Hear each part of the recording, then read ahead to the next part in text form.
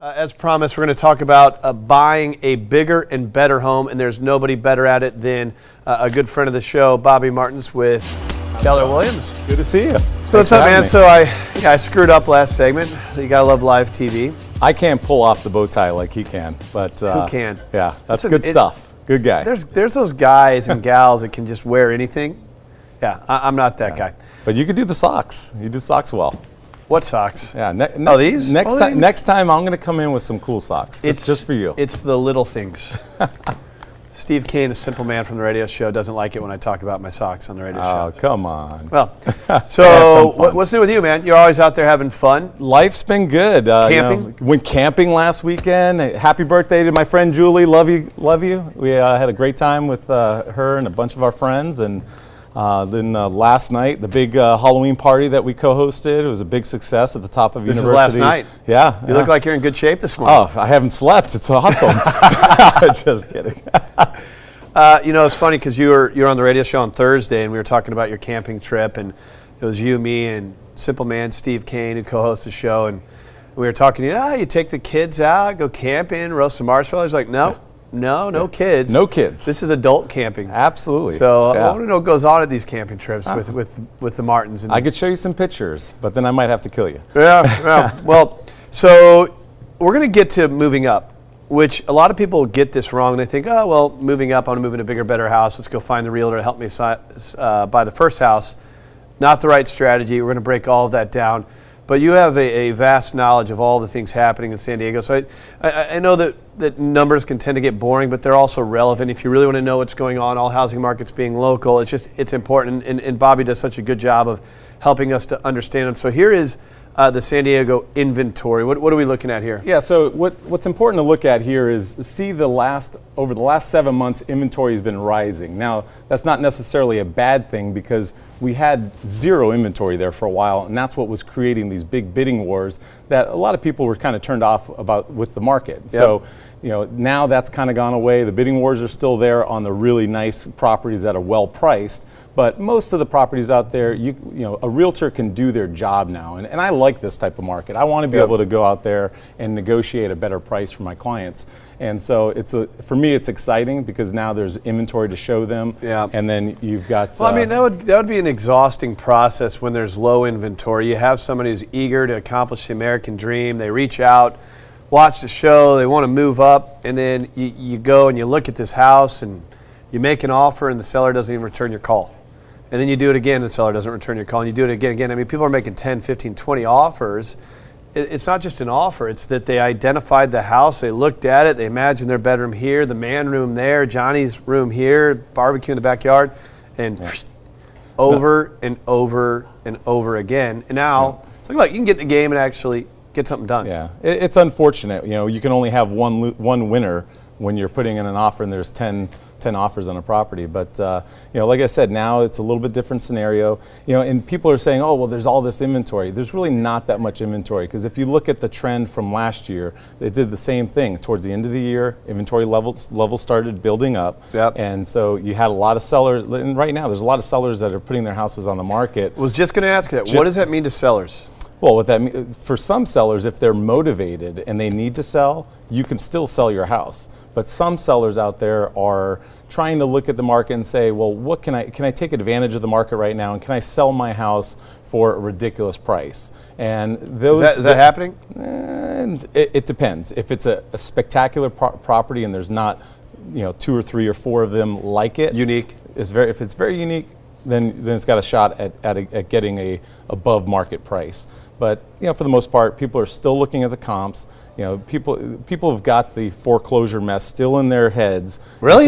Yes. So they're still very careful about what they pay for properties, which they should be. You never want to overpay for a property. Right. You have an opportunity to, when you buy it, you have to buy it right. Otherwise, you're going to end up, suffering down the road. So. Yep, and so we got some other stats here as well. Let's see what else we can bring up here. I know that we got homes sold, average sales. The next one, this one's interesting because if you look at the sales figures are down, but for a home buyer, this means zero. Okay. By sales, you mean the number of sales? The units sold. So for a home buyer, this means absolutely nothing, and same thing for a seller. This is more for a realtor. So the local realtor is probably hurting a little bit more than they were because the sales numbers are down. So, but that means nothing, because if you switch it to the next slide, the next one really tells the big picture, and it shows that the average sales price is still going up. It's $152,000 over a year ago for a detached house, coming in at $657,000. Wait, so the average sales price for detached homes came in at $657,000, so it's an increase of $152,000 from last year? Yeah. My God, So, man. yeah, So somebody who bought a house last year made $150,000 in equity. On average. Now these numbers, and got to live in it too. Yeah. These numbers are. I mean, obviously they're Right. It's taking the median, value. So it's not. Not everybody made that kind of money, but a lot of people are making big money right now. So this is important. All right. So recently we had someone go to craigsewing.com, and she was asking me. She was from our radio show, and she was asking me if she should refinance her mortgage. All right.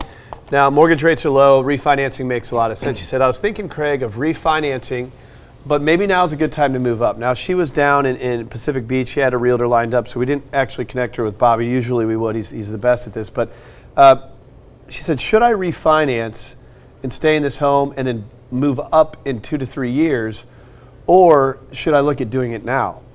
And I bet that a lot of people are asking that same question. And here's your answer. If you refinance now into rates and you plan on staying at home, that can be a great thing.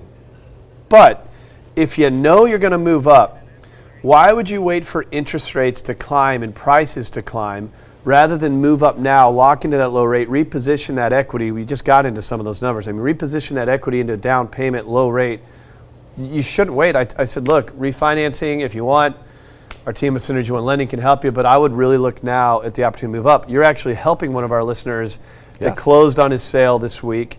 Today? And actually 2 days ago. Sorry. 2 days ago, and then he's got his new buy coming up this weekend, or on Thursday, the next leg of his sale it's done. is closing. Yeah. So let's talk about the reasons to move up. Mm-hmm. So right. I know we got a slide here. Well, there's I put together a list of these are kind of the 10 most reasons that I see that most people will move up. So we'll start at number 10. We'll do kind of like a little countdown, like the Letterman show. All right. So like as you said, you got to look ahead to the future, because if you don't look ahead to the future, you're going to end up in a position to where a year from now, 2 years from now, you're going to be like, wow, I really could use more space. And then you start looking at the interest rates, or maybe the availability isn't there. And I think 2 years from now, 3 years from now, when rates are more expensive, there's going to be a lot less inventory, because people are just going to hang on to their properties. And think about all of the cash investors who's been buying all these properties that own them for cash. Those guys are just going to be sitting there, collecting rent checks, for the next 30 years. Those properties are not coming back on the market. I wonder what's going to happen with a move-up buyer in a few years from now, when they've locked into a mortgage rate in the 3s. What is going to happen to that move-up buyer in the future? Because a lot of people aren't going to want to get rid of that mortgage, but right now you can actually still take advantage of the low rate environment, and you can buy the bigger house, and it makes sense. But in a few years from now, you have the low rate, you're making the payment. I think a lot of people may not do it in the future because they're settled in. Yeah, no, I agree. There might be a period of time where there's very weak sales activity. So, give me, since we're really limited on time, give me just a couple of what you think are the best reasons. So, obviously, needing a larger home. Let's go to number 6. Need a larger home for a growing family. I mean, those are things that you don't want to not have a kid because you don't have the room. So that's a really important one. Number 8 is one we've been seeing a lot of too, is needing more space for in-laws. You got a lot of baby boomers. Their parents or their kids are starting to have to take care of some of these people, and so that's a big one. I like the number 2, shelter your money from Uncle Sam. Obviously we're all paying a lot of taxes, and that's a great way to shelter your money. And then the last one is just more house for the money right now. You can get a lot of bang for the buck, and so if you're in a smaller home, why not go to a bigger home if you need the space? It makes sense to do that right now. Good information. MoveUpSanDiego.com. People will learn more about Bobby Martins. Yep. Join you on some of these camping trips. Party with Bobby. You're invited next time. It sounds like fun. So look, moving up is not something where you just find some random realtor, use the realtor that helped you to buy your house. It is a niche, and there's a lot of mistakes you can make with it. And it's so important that you bridge the gap from the sale of your current home and transition to your bigger and better home. And you can move down as well. You know, we have a lot of people these days that are moving into something smaller. My parents in St. Louis are talking about doing this all the time. Bobby can help you do that. This is his team, Bobby's Angels. They're outstanding. We got to work on their scheduling. It's always fun going to work, I'll tell you that. So Bobby Martin's team with Keller Williams, always good to have you in here, my friend. Thanks a lot, Craig. We'll have you in here again soon.